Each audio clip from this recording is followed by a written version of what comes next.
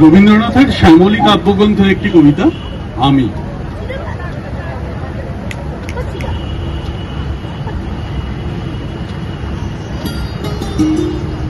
আমারই চেতনার রঙে পান্না হলো সবুজ, চুল উঠল রাঙা হয়ে, আমি চোখ মেললুম আকাশে, জ্বলে উঠল আলো পূবে পশ্চিমে, গোলাপের দিকে চেয়ে বললুম সুন্দর সুন্দর হলো সে। তুমি বলবে এ যে তত্ত্ব কথা, এ কবির বাণী নয়। আমি বলবো এ সত্য, তাই এ কাব্য। এ আমার অহংকার, অহংকার সমস্ত মানুষের হয়ে, মানুষের অহংকার পটেই বিশ্বকর্মার বিশ্বশিল্প। তত্ত্বজ্ঞানী জপ করছেন নিঃশ্বাসে প্রশ্বাসে, না না না, না পান্না, না চুনি, না আলো, না গোলাপ, না আমি, না তুমি। ওদিকে অসীম যিনি, তিনি স্বয়ং করেছেন সাধনা মানুষের সীমানায়, তাকেই বলে আমি। সেই আমির গহনে আলো আধারের ঘটল সঙ্গম, দেখা দিল রূপ, জেগে উঠল রস, না কখন ফুটে উঠে হলো হাঁ, মায়ার মন্ত্রে, রেখায় রঙে, সুখে দুঃখে। এ কি বলো না তত্ত্ব, আমার মন হয়েছে পুলকিত, বিশ্ব আমির রচনার আসরে, হাতে নিয়ে তুলি, পাত্রে নিয়ে রং।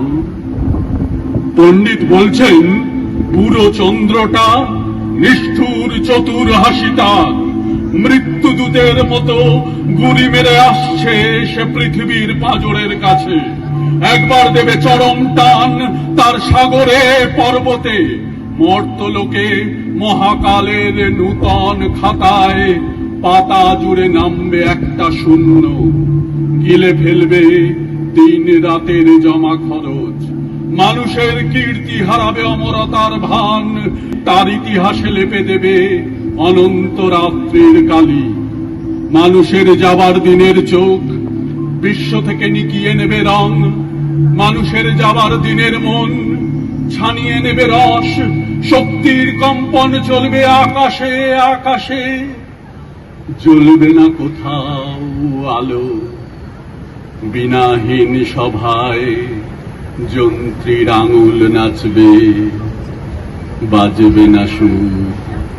সেদিন কবিত্বহীন বিধাতা একা রবেন বসে নীলিমাহীন আকাশে, ব্যক্তিত্ব হারা অস্তিত্বের গণিত তত্ত্ব নিয়ে। তখন বিরাট বিশ্বভুবনে দূরে দূরান্তে অনন্ত অসংখ্য লোকে লোকান্তরে এ বাণী ধ্বনিত হবে না কোনোখানে, তুমি সুন্দর, আমি ভালোবাসি। বিধাতা কি আবার বসবেন সাধনা করতে যুগ যুগান্তর ধরে? প্রলয় সন্ধ্যায় জপ করবেন, কথা কও কথা কও, বলবেন বলো তুমি সুন্দর, বলবেন বলো আমি ভালোবাসি। নমস্কার।